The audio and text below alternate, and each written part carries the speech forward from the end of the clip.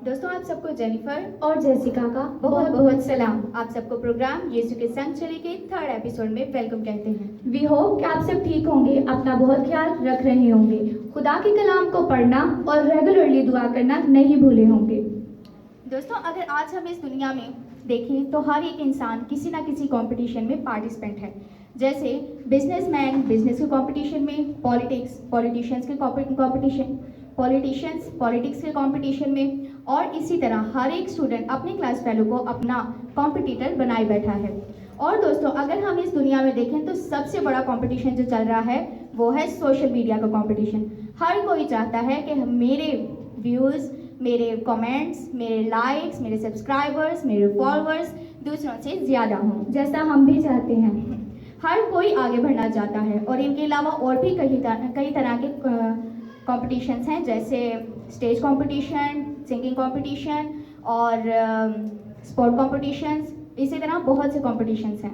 I agree कि इतने सारे कॉम्पिटिशन्स हैं। इनफैक्ट वी ऑल एग्री कि बहुत सारे कॉम्पिटिशन्स हैं, जहाँ भी देखिए कॉम्पिटिशन्स हैं। लेकिन आज हम कॉम्पिटिशन की बात क्यों कर रहे हैं, वो भी इतने सारे कॉम्पिटिशन्स की? क्योंकि दोस्तों, आज जो हम स्टोरी सुनने जा रहे हैं उसमें भी होने वाला है एक ज़बरदस्त कॉम्पिटिशन। तो आइए शुरू करते हैं अपनी स्टोरी। तो स्टोरी कुछ यूँ है कि बनी इसराइल यानी इसराइली लोग खुदा को, जिंदा खुदा को जिसकी हम इबादत करते हैं, उसको छोड़कर बाल की इबादत करने लगे। और यहाँ तक कि उनका बादशाह भी बाल को पूजने लग गया। लेकिन बाल था कौन?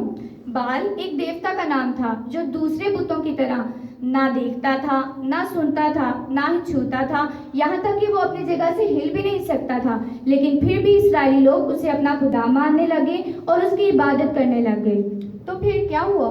फिर खुदा ने अपने एक नबी को, जिसका नाम था एलिया, उसको बनी इसराइल के पास भेजा ताकि वो उन्हें समझाए कि जो वो कर रहे हैं वो गलत है। फिर एलिया ने उनको समझाने के लिए सब लोगों को एक पहाड़ पर जमा किया। सब लोग कौन थे वहाँ? सब लोग मीन्स बनी इसराइल, इसराइली लोग, इसराइलियों का बादशाह और बाल के पुजारी जो बाल की इबादत करते थे, उन सबको एक पहाड़ पर जमा किया और उनके सामने दो ऑप्शंस रखे। उन्हें कहा, या तो आप लोग जिंदा खुदा को मानने लग जाओ, उसकी इबादत करने लग जाओ, या तो बाल को पूजने लग जाओ, उसकी पैरवी करने लग जाओ। तो फिर? लेकिन किसी ने कुछ नहीं कहा, कोई कुछ नहीं बोला और किसी के मुंह से कोई आवाज नहीं निकली। फिर एलिया ने उनको समझाने के लिए एक प्लान बनाया, क्योंकि वो खुदा का प्लान था। खुदा उन्हें समझाना चाहता था, इसलिए उसने एक प्लान बनाया ताकि बनी इसराइल को वो समझा सके। और वो प्लान ये था कि वो एक कंपटीशन करेगा। दो टीम्स बनेंगी, दो अलग अलग टीम्स होंगी और उन टीम्स के दरमियान होगा कंपटीशन। टीम ए में थे 450 यानी 450 लोग जो थे बाल के पुजारी, बाल की इबादत करते थे। और आप सोच रहे होंगे जो टीम बी है उसमें भी 450 लोग ही होंगे। नहीं, जो टीम बी थी उसमें एक अकेला एलिया था। लेकिन ये तो इनजस्टिस हुआ ना, मतलब एक टीम में 450 लोग और दूसरी टीम में सिर्फ एक अकेला एलिया।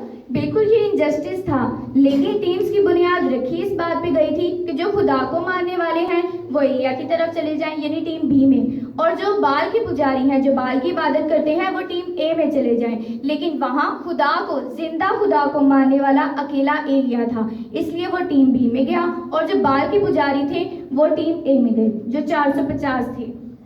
तो कंपटीशन था क्या? कंपटीशन ये था कि दोनों टीम्स एक एक कुर्बानगाह बनाएंगी। दोनों टीम्स को एक एक बैल दिया जाएगा, वो अपने बैल के टुकड़े करके कुर्बानगाह पे रखेंगे और दोनों टीम्स अपने अपने खुदा से दुआ करेंगी। और जिस टीम के खुदा ने कुर्बानगाह पे आग भेजी वही खुदा होगा, सब उसी की इबादत करेंगे, उसे ही खुदा मानेंगे। लेकिन ये तो बहुत सिंपल था, कोई भी छुपकर आग लगा सकता था और कहता कि मैं हमारे खुदा की इबादत करो। बेशक ये सिंपल तो था, लेकिन एलिया ने कंपटीशन स्टार्ट करने से पहले ये शर्त रख दी थी कि कोई नीचे से आग नहीं लगाएगा, बल्कि आग जो नाजिल होगी वो आसमान से नाजिल होगी। इसलिए सब इस बात पर मुत्तफिक हुए और कंपटीशन शुरू हुआ। तो पहली बारी थी टीम ए की, यानी बाल की इबादत करने वालों की। उन्होंने सुबह से लेकर दोपहर तक रोना चिल्लाना शुरू कर दिया। वो बहुत ज़्यादा चिल्लाए, रोने लगे, अपने खुदा के आगे यानी बाल के आगे चिल्लाए कि ऐ खुदा हमारी सुन। लेकिन ना ही कोई आवाज़ आई, ना ही कोई आग आई। फिर जब दोपहर का वक्त हुआ तो एलिया उन्हें चिढ़ाने लगा, तंग करने लगा कि तुम किस खुदा की इबादत करते हो, क्या वो खुदा आग भेज सकता है। जब उन्होंने ये सुना तो उन्हें गुस्सा आया और उन्होंने और ज्यादा चिल्लाना शुरू कर दिया और छुरियों से अपने आप को लहूलुहान करने लग गए। लेकिन सुबह से दोपहर हुई, दोपहर से शाम और शाम से रात हुई, लेकिन कोई आवाज नहीं आई, कोई जवाब नहीं आया, ना ही कोई आ गई। तो क्या फिर कंपटीशन खत्म हो गया? नहीं, अभी टीम बी की बारी रहती थी, यानी एलिया की।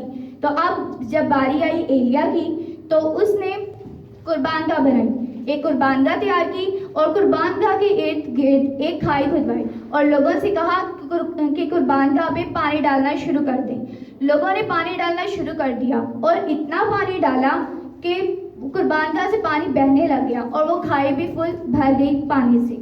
लेकिन पानी में आग कैसे लग सकती थी? यही तो ट्विस्ट था।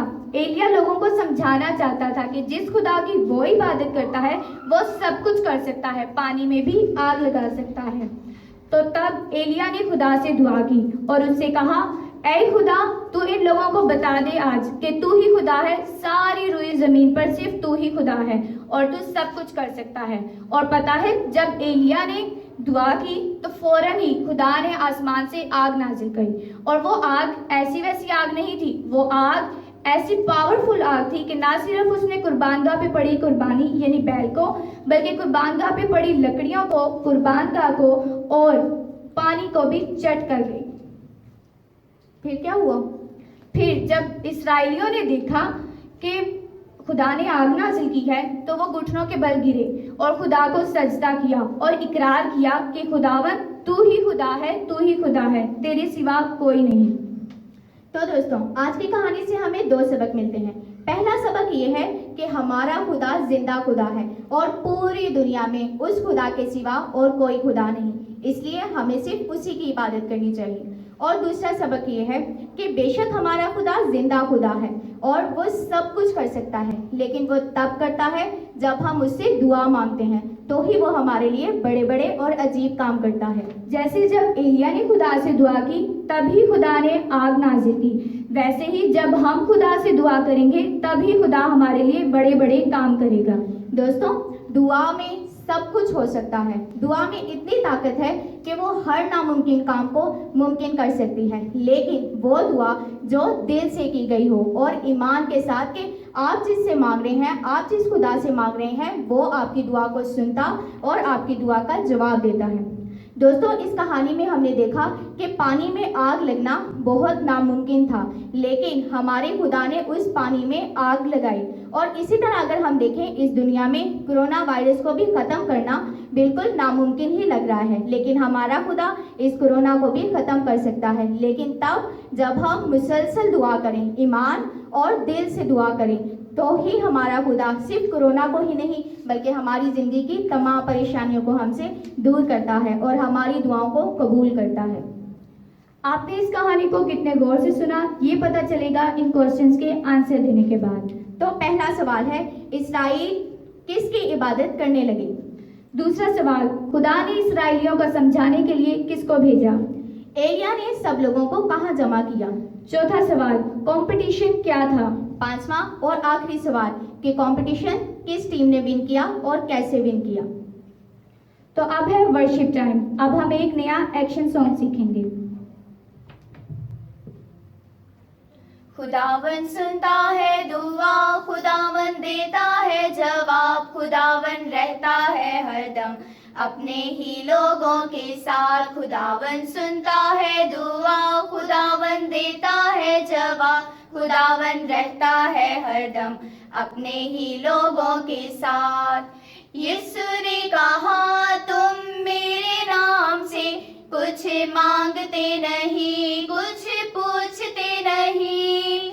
यीशु ने कहा तुम मेरे नाम से कुछ मांगते नहीं, कुछ पूछते नहीं, अगर तुम मेरे नाम से, अगर तुम मेरे बाप से कोई मांगोगे दुआ, खुदावन देता है जवाब। अगर तुम मेरे नाम से, अगर तुम मेरे बाप से कोई मांगोगे दुआ, खुदावन देता है जवाब। खुदावन सुनता है दुआ, खुदावन देता है जवाब। खुदावन रहता है हरदम अपने ही लोगों के साथ।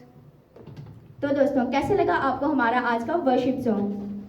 आप इसे सीख सकते हैं और इसकी प्रैक्टिस भी कर सकते हैं। तो अब चलते हैं आज की आयत की तरफ। आज की आयत है मुकद्दस यूहन्ना की अंजील, उसका 16वां बाब और उसकी 23 आयत। मैं तुमसे सच कहता हूँ कि अगर बाप से कुछ मांगो तो वो मेरे नाम से तुमको दे देगा। आमीन। आमीन। आप इस आयत को ज़रूर ज़ुबानी याद करें। दोस्तों, जैसा कि आज हमने सीखा है कि खुदा दुआ के वसीला से बड़े बड़े काम करता है, तो इसीलिए आज हम अपने पूरी दुनिया के डॉक्टर्स के लिए, पैरामेडिकल स्टाफ के लिए, अपने मुल्क के लिए और कोविड-19 से इफेक्टेड लोगों के लिए दुआ करेंगे। प्यारे बाप, तेरा शुक्र अदा करते हैं कि तू हमारा जिंदा खुदा है।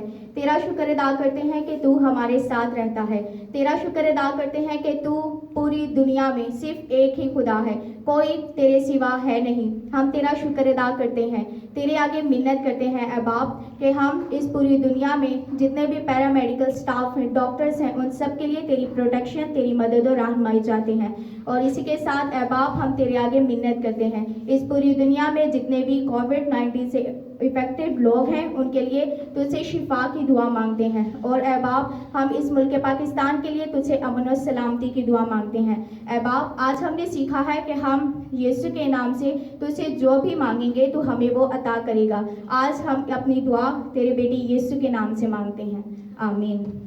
आमीन। तो आपको आज की कहानी कैसी लगी? आपको ये एक्शन सॉन्ग कैसा लगा? और आपने आज जुबानी याद की या नहीं? आप नीचे कमेंट सेक्शन में हमें कमेंट करके बता सकते हैं। फिर मिलते हैं नई कहानी के साथ, नए एक्शन सॉन्ग के साथ, नई आयत के साथ। तब तक के लिए याद रखिए, यीशु के संग चलें सुबह शाम हर राह पर के मैं चलता हूँ, यीशु के संग, सिर्फ उसी के संग। God bless you all.